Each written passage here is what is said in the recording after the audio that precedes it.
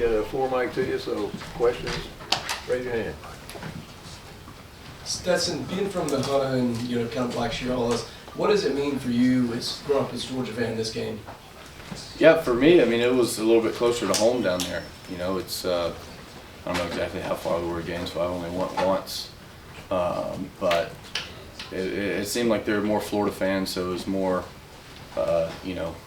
rivalries between households. Talk smack. So yeah, I'd say I grew up with a little bit more of a proximity to the game. Stetson, kind of talking about the rivalry now that you've played in it, what does it mean to you, especially going back to 2 years ago when you got hurt in the game?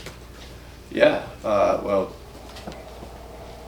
I don't know. I mean, I can tell you that it's hard to get a feel for how much the players care and feel about the rivalry until you play in it.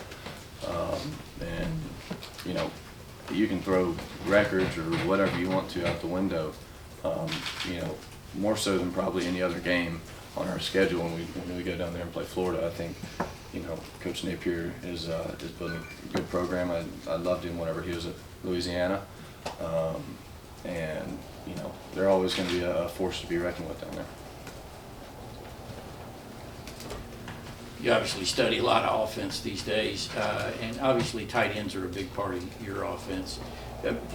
Clearly they're exceptional athletes, pretty much all the guys that you have at that position. But what in particular, it seems like tight end overall has kind of made a comeback in the game, and what in particular makes tight ends a good way to go in the offensive strategy?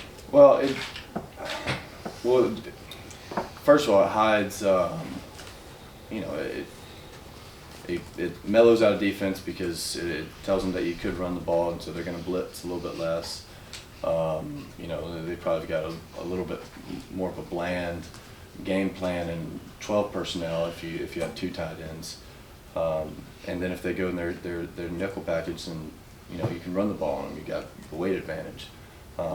And when you've got guys who are as big as these guys are and can move, then what are you going to do? You're going to put a smaller guy on them, to move with them, or you're going to put a bigger guy who may not be able to move with them. And they just create mismatches. And when you play clean football, then it becomes a mismatch game.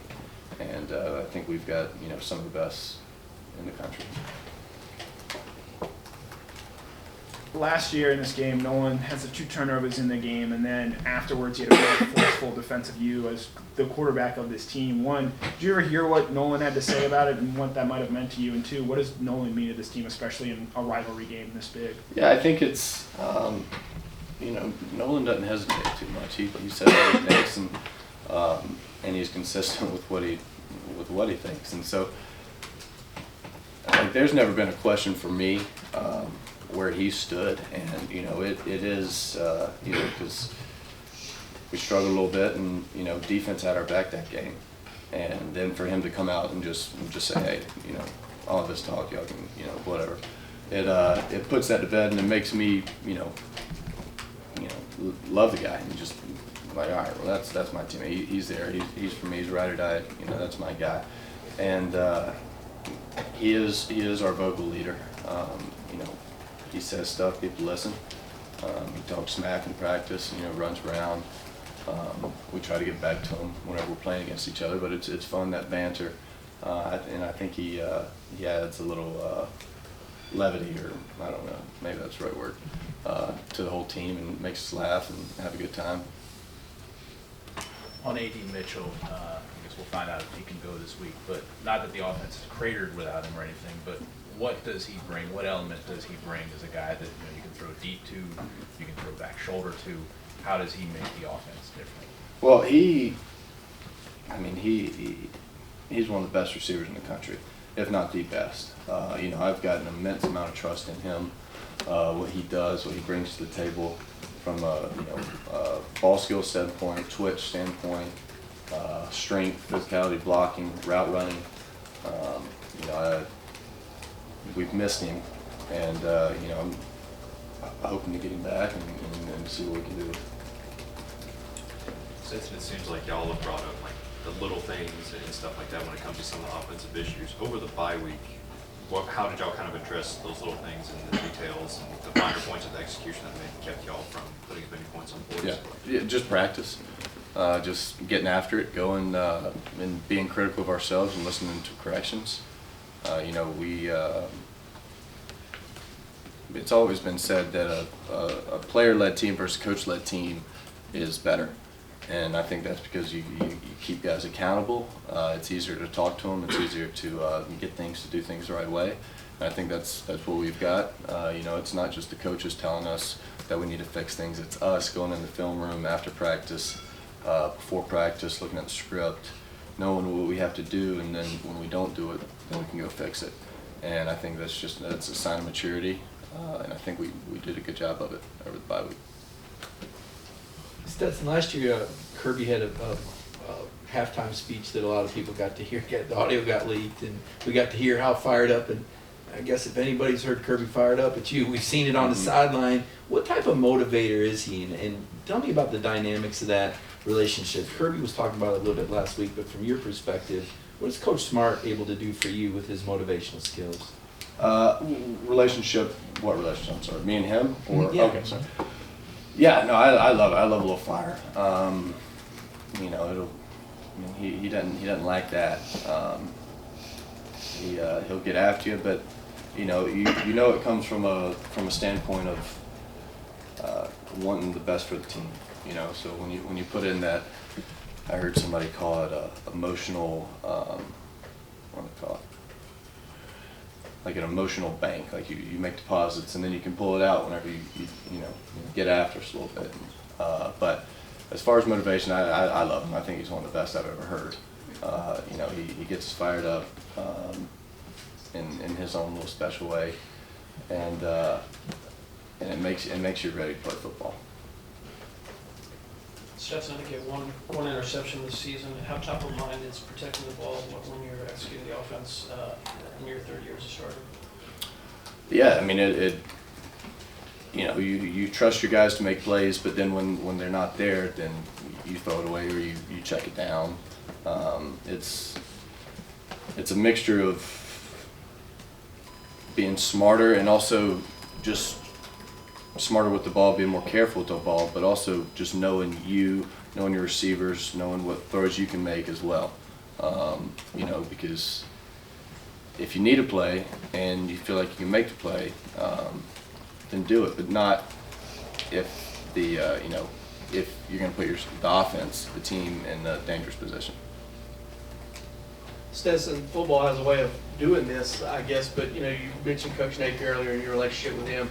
How strong did that relationship get? It's well documented. You got a chance to play for him whenever you got the chance to play here. With him, with Coach O'Hara, how well did you get to know those guys, and how hard was it to tell them, I'm not going there, I'm coming here? Yeah, no, I mean it was extremely hard. There's a few schools like that. Them and Sanford was actually probably my toughest one. I just love Hatch, and he was my high school coach's quarterback in college, so I just had a good relationship there, knew the offense pretty well. But yeah, I mean, it's a tough phone call, but I'm sure he had to make those same phone calls whenever he came to Florida, and that's this game, and make your decisions, and let them know, and they say all right, and you say all right, and then smile the next time you see them. Stetson, Chris weighed in with his opinion on where he would want to see this game played. You being from down there in the area, does that weigh in on it at all, or would you like to see it go to a home and home as opposed to staying in Jacksonville? The grass is always greener, but I don't know. It would be cool to play in Gainesville.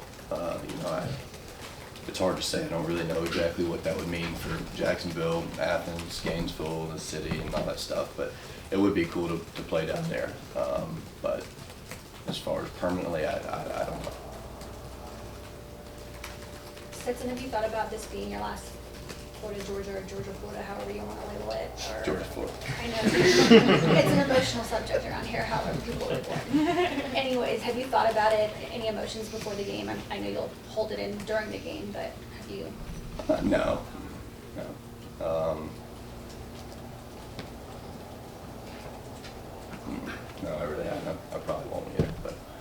maybe.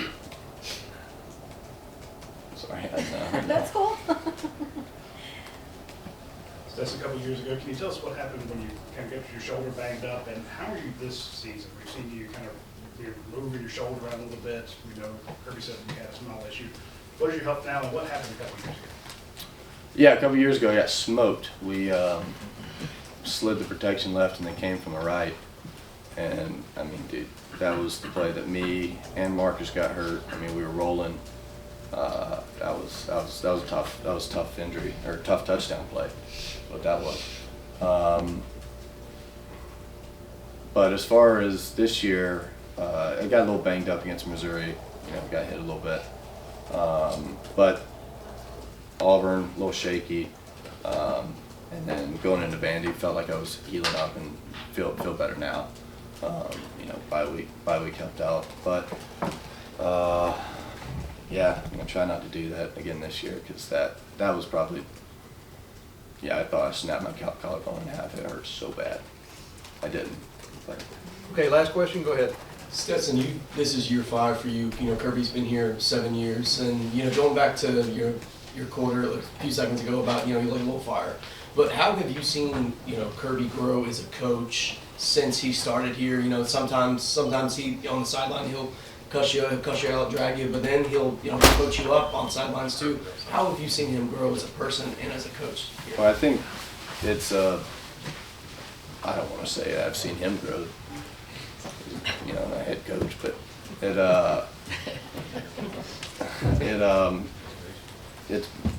it's mainly been, you know, me getting better, me maturing more, and then him, I imagine, trusting me a little bit more in the offense, and then you can have those talks, right? But I think that's where that comes from. He's the same guy. Thank you. Thank y'all. Thanks for that. Appreciate it. Maybe transfer out.